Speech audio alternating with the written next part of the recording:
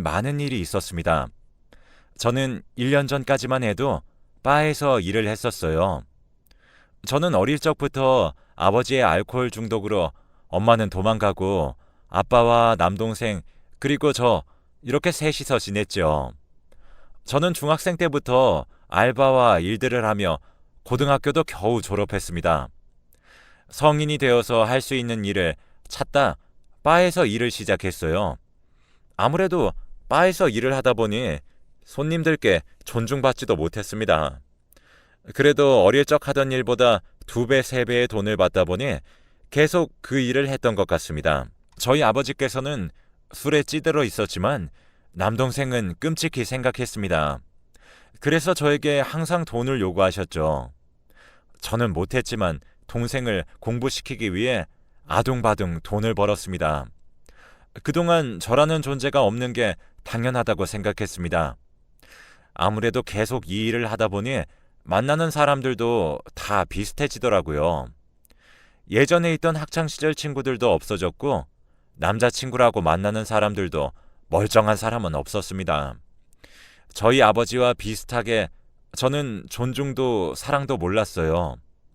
저에게 막대하더라도 제가 사랑하고 전부 다 해주는 게 사랑인 줄 알았으니까요. 그러던 어느 날 출근에 늦어 빨리 가려고 택시를 탔습니다.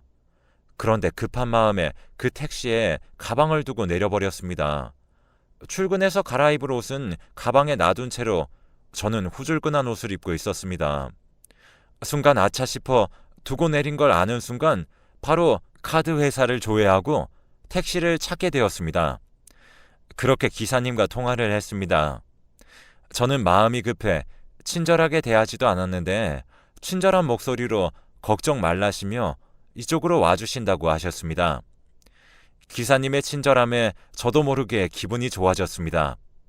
만나보니 저와 나이가 비슷해 보였습니다.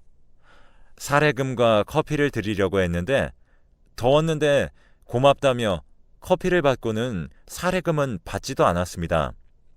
자신이 베풀면 돌아온다고 얘기를 하시고 가버렸습니다. 왠지 모르게 그 기사님의 말이 계속 떠오르며 기분 좋은 하루를 보냈습니다.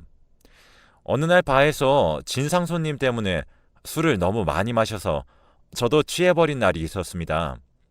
평소처럼 택시를 불렀는데 그 가방을 두고 내린 택시 기사님께 전화를 한 것이었습니다.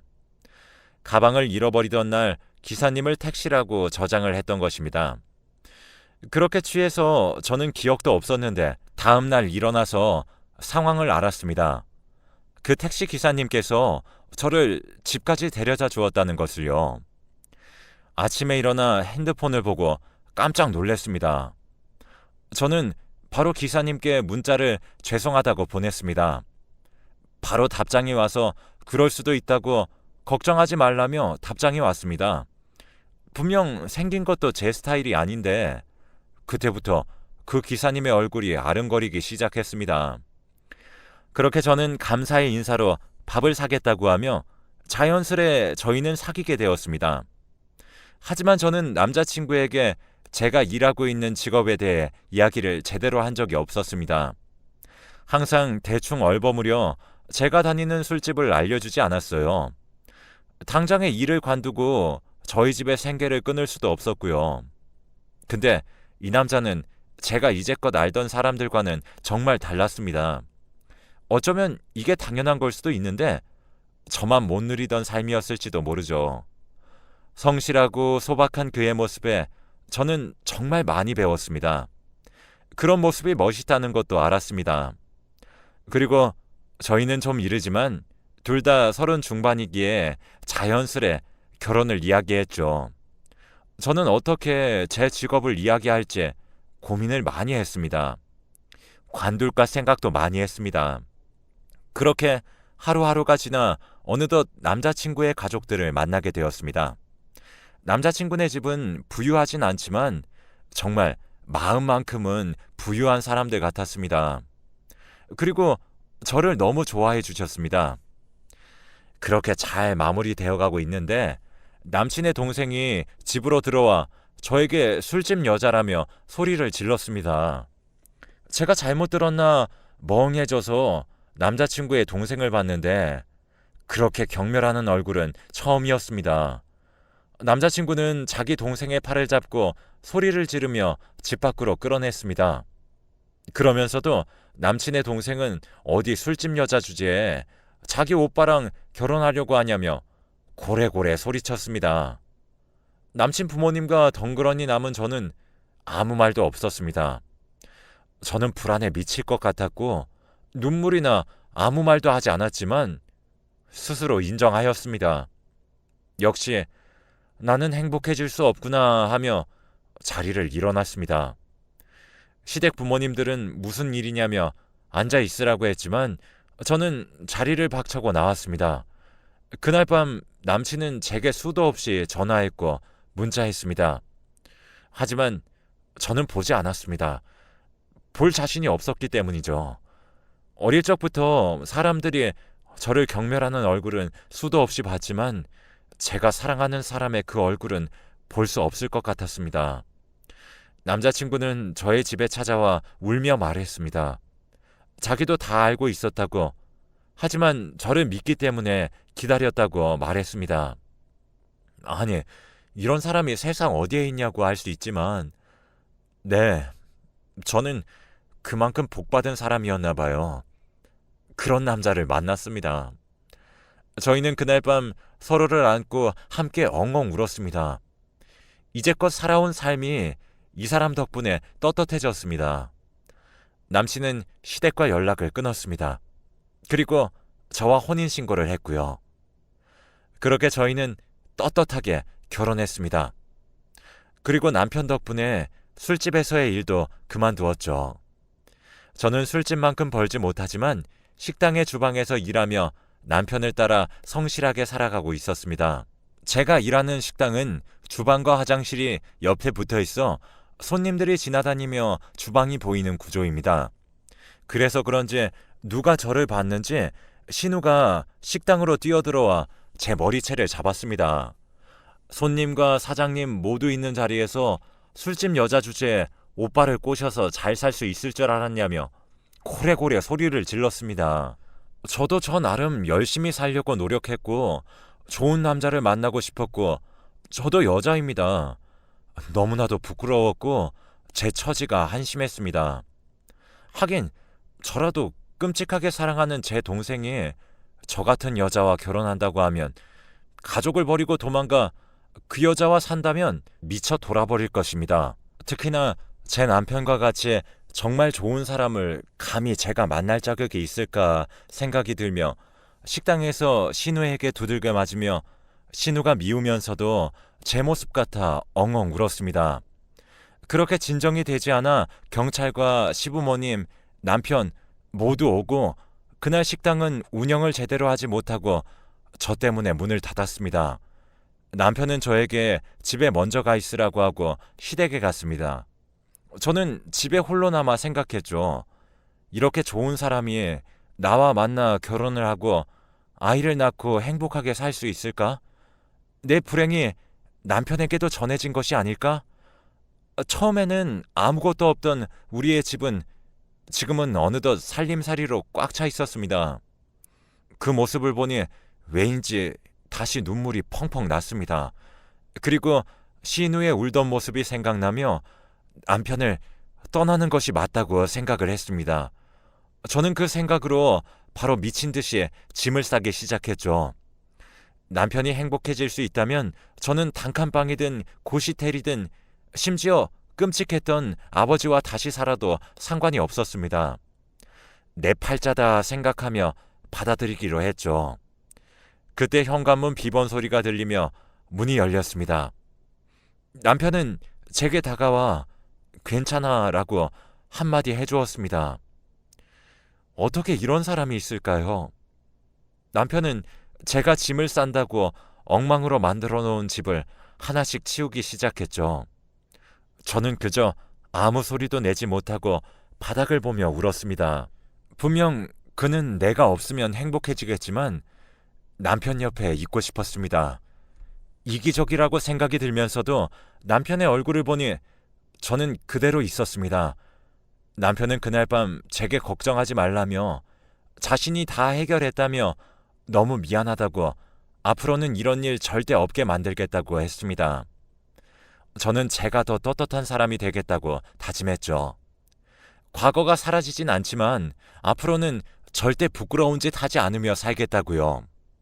그렇게 긍정적인 마음을 먹어서일까요? 신기하게도 아무런 능력도 없는 저에게 새로운 직장이 생겼습니다. 콜센터 업무로 손님을 만날 일도 없어 신우 걱정은 덜고 그렇게 남편과 저는 다시 한번 너무나도 행복한 하루하루를 보냈습니다. 일을 갔다 오면 남편이 밥을 하고 함께 집안일을 하며 행복했습니다. 그런데 어느 날 집에 돈 붙이는 날도 아닌데 웬일로 동생이 전화를 했길래 받았습니다. 너무 반갑게 전화를 받았는데 동생은 저에게 고래고래 소리를 질렀습니다. 네 신우가 저희가 연락이 안 되니까 이번엔 제 동생에게 전화를 했다는 겁니다. 제 동생은 제가 술집에서 일을 하며 돈을 벌어 집에 준 줄은 몰랐습니다. 제가 술집에서 일하며 돈을 벌었다는 것을 알게 된 동생은 저에게 너무나도 상처되는 말들을 쏟아부었습니다. 술집, 그게 언제까지 저를 힘들게 할까요? 언제까지 그 꼬리표가 저를 따라다니게 될지 무서웠습니다. 떳떳하게 돈을 벌지 않았지만 동생을 위해 했던 모든 일들이 제 머리를 스쳐 지나가며 너무 화가 났습니다. 몰라주는 동생에게도 이런 인생을 살게 된 저에게도 신우는 제 동생에게도 더러운 것이라며 저와 싸잡아 동생을 욕했다고 합니다. 저는 이제 아무것도 없습니다. 시댁도 친정도. 남편과 저는 우리가 좋아서 한 결혼, 그리고 우리는 너무나 사랑한다는 것입니다. 과거는 이제 뭐든 상관없습니다. 불쌍한 제 동생은 관련도 없는데 저 때문에 욕되는 게 너무나도 화가 났습니다. 저는 그런 생각에 사로잡혀 신우를 찾아가 신우가 했던 것처럼 머리채를 잡고 소리를 질렀습니다. 네가 뭔데 내 동생한테 뭐라 그러냐면서 내가 부끄러웠어도 내 동생은 부끄러운 짓 한 번 한 적 없다. 당황해하는 신우의 모습을 보니 저도 부끄러워지기 시작했습니다. 아무튼 다시 그런 일이 생기면 이 정도로 끝나지 않는다며 으름장을 놓고 나왔습니다. 그렇게 일을 벌이고 나니 내가 잘한 건가 싶기도 하고 후련하기도 했습니다. 그리고 저는 집으로 향했습니다. 저녁이 다 되어 저녁을 해두고 남편을 기다렸지만 남편은 오지 않았습니다. 올 시간이 한참이나 지났지만 연락도 되지 않았습니다. 저는 그제서야 내가 잘못했구나 느꼈습니다. 남편은 그냥 화내는 일은 없었습니다. 저는 신우에게 연락했습니다. 죄송하다고 빌었습니다. 신우는 남편이 시댁에 와 있다며 답장 하나 오고 아무런 답장도 해주지 않았어요. 제 인생은 왜 이런 걸까요? 남편을 만났던 시간들이 모두 꿈 같았습니다. 이전엔 남편의 행복을 위해서라면 보내줄 수 있을 거라고 생각했지만 막상 남편이 나를 떠날지도 모른다는 생각에 저를 너무 불안하게끔 만들었습니다. 미친 듯이 남편에게 전화했고 그러던 밤 현관문 비밀번호 누르는 소리가 들렸습니다. 바로 그쪽으로 달려나갔는데 남편이 아닌 신우가 서 있었습니다. 심장이 철렁 가라앉으며 미움과 죄책감이 같이 들었습니다. 그리고 두 눈을 질끈 감았습니다. 신우는 제게 점점 다가왔고 제 잘못을 인정하기에 제가 흥분하지 않겠다고 생각했죠. 걸어와서는 식탁 의자에 아무 말 없이 신우는 앉았습니다. 평소와 너무 다른 모습이었습니다. 그리고 미안하다고 얘기를 했습니다. 제게 미안하다고 신우가 말한 건 처음이었습니다. 저는 너무 놀라 아무 말도 하지 못하고 눈만 껌뻑였습니다. 그리고 신우는 제게 앉으라고 말하더라고요. 저와 신우는 처음으로 소리를 지르지 않았고 서로의 얼굴을 처음으로 바라보았습니다. 신우는 평소와는 전혀 다른 얼굴 표정을 지었습니다. 저는 뭐라도 마실 것을 내주려 했는데 바로 신우는 조심스럽게 입을 열었습니다. 다 들었어요. 술집에서 일하는 게 좋은 거라고 생각하지는 않아요. 하지만 많은 상황들이 언니를 그렇게 만들었겠죠. 그걸 알지만 저는 저희 오빠를 놔주면 좋겠다는 생각에 언니를 너무 힘들게 했어요. 미안해요. 우리 집은 대단한 거 하나 없는 집안이에요. 그런데도 서로를 생각하는 마음은 어느 가정보다 낫다고 생각해요.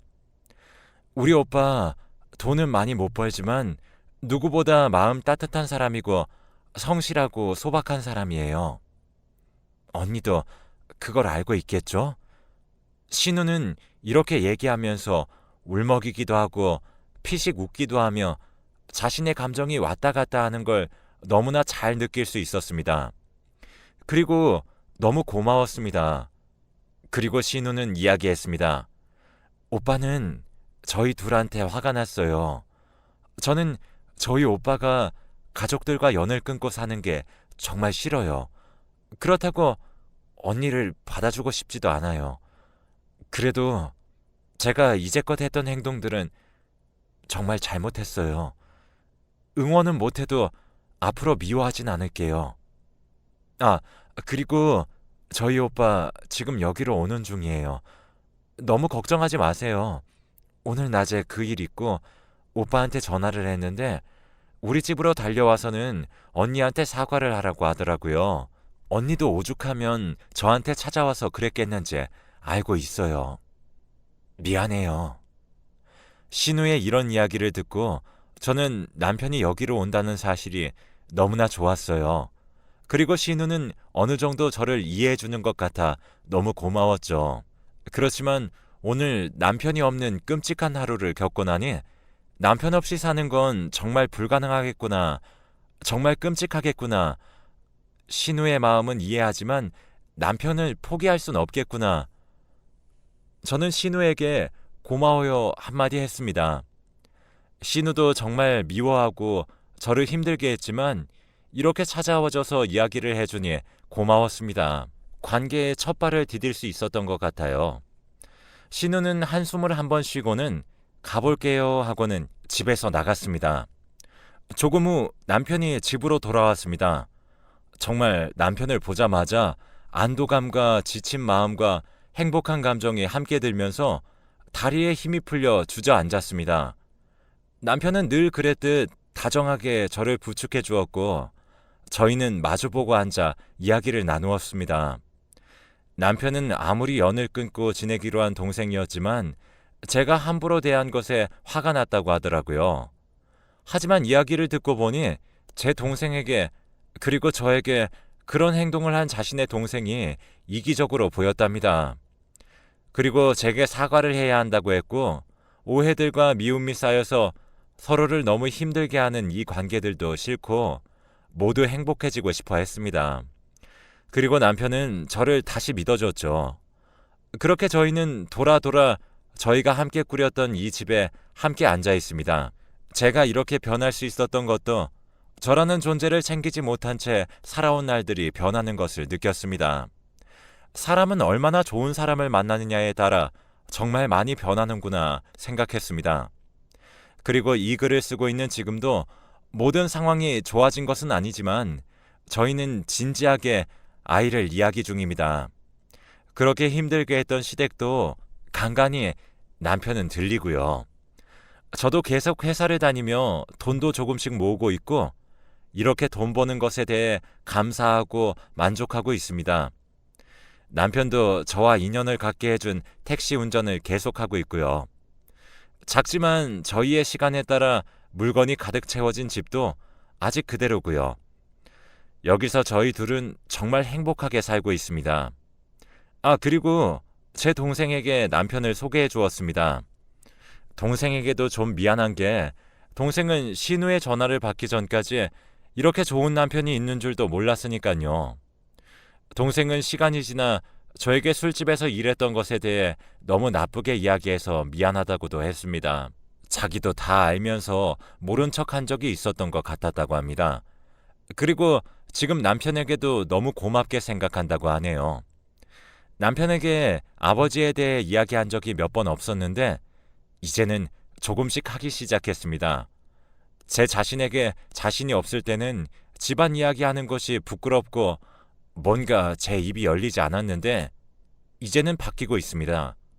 그리고 제 아버지에게 제대로 소개해 준 적은 없지만 언젠가는 소개시켜 드려야겠죠. 아버지가 밉지만 그래도 하나뿐인 가족이니까요. 그리고 두 번은 저와 같은 일이 생기지 않도록 아이도 정말 사랑해 줄 거고 부족함 없이 키우도록 노력할 것입니다. 정말 제 인생에서 영화 같은 남자를 만나 제 삶 전체가 변화하였습니다. 앞으로 정말 행복하게 그리고 성실하게 살겠습니다. 이런 글을 쓰게 된 이유도 모두가 힘든 시기에 힘든 삶을 지나고 있을 것이지만 저같이 불행한 사람도 행복해질 수 있습니다. 그럼 모든 분들 응원하기 위해서입니다. 1년 동안의 일들과 제가 살았던 날들이 이 글을 통해 완전히 사라져버렸으면 좋겠네요. 긴 글 읽어주셔서 감사합니다. 항상 건강 조심하시고 코로나 때문에 모두 힘들겠지만 행복하게 살아요. 감사합니다.